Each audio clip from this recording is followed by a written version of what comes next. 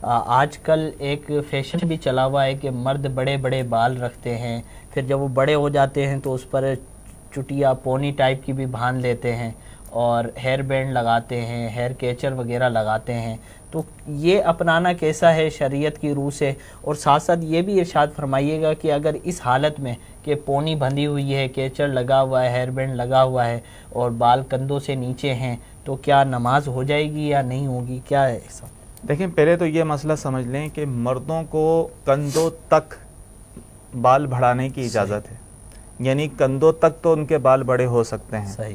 कंधों से नीचे ये बाल बढ़ाना मर्दों के लिए नाजायज़ व हराम है, क्योंकि इसमें औरतों के साथ मुशाबहत है। सही। अब बड़े बाल कंधों से नीचे का कोई चाहे कोई दुनियादार जो है वो करे, या कोई आम फ़कीर आदमी जो बज़ाहिर वो अपने आप को कहता है कि मैं नहीं, सूफ़ी टाइप के जो होते हैं।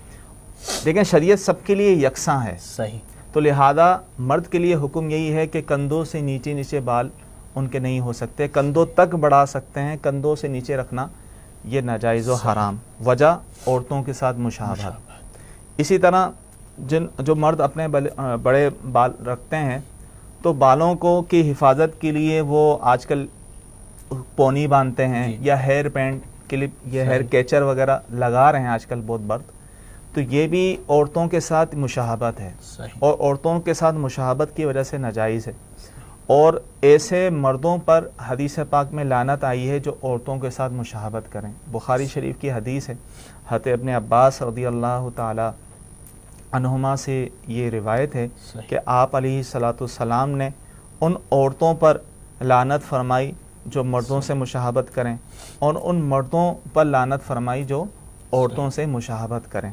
तो लिहाजा जो कंधों से नीचे बाल रख रहे हैं मर्द हजरात, या बालों की पोनी बांध रहे हैं, वो औरतों के साथ मुशाहबत इख्तियार करने की वजह से गुनहगार हैं। तो लिहाजा इन्हें इससे तौबा करना लाजिम है। अब सवाल ये है कि आपने मज़ीद पूछा कि अब उन्होंने पोनी बांधी है, पोनी बांधी है या बालों का जूड़ा बांध दिया है या हेयर कैचर हेयर बैंड वगैरह लगा दिया है, तो इस हालत में मर्द को नमाज पढ़ना ये मकरूह तहरीमी है।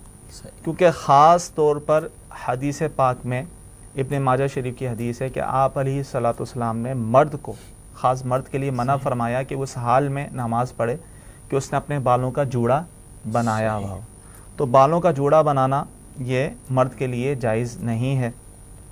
इसी फ़ुक़हा कराम ने इसकी तफसील बयान की है, फ़तावा शामी में, दीगर किताबों में है। अब बालों को चाहे वो पीछे से जूड़ा बनाए, जैसे औरतें ना बालों को इस तरह लपेट देती हैं, या इसी तरह किसी चीज़ से उसको धागे वगैरह से बांध दे, रबड़ बैंड जैसे कहते हैं वो बांध दे, या इसी तरह हेयर बैंड या हेयर कैचर जो आजकल चले हैं, ये लगाने से भी लगा के नमाज़ पढ़ें। एक तो लगाना जायज़ नहीं, और लगा के नमाज़ पढ़ना मकरूह तहरीमी है। और ये बात याद रखिएगा, ये सिर्फ मर्दों के लिए है, औरतों के लिए मुमानत नहीं है जूड़ा बांधने की ना, क्योंकि हदीस में ख़ास मर्द की सराहत आई है। औरत के बाल तो वैसे भी सतर में दाखिल हैं, सतर औरत में दाखिल हैं, छुपाने का हुक्म है, ख़ासकर ये अजनबियों के सामने और बिलखुसूस नमाज की हालत में औरतों के लिए हुक्म तो यही है कि बालों को छुपाएं। अब वो बालों का अगर जोड़ा नहीं बांधेंगी, तो इस तरह चुटियाँ नहीं बांधेंगी, तो उनके बाल बिखरेंगे, हो सकता है नमाज में ज़ाहिर हो जाएं, तो इस तरह नमाज टूटने का भी जो है वो अंदेशा होगा। तो अगर औरत बालों का जूड़ा बनाती हैं, इसी तरह कैचर वगैरह या क्लिप वगैरह लगाती हैं, तो उनके लिए कोई हरज नहीं है, अलबत्ता मर्दों के लिए मुमानत।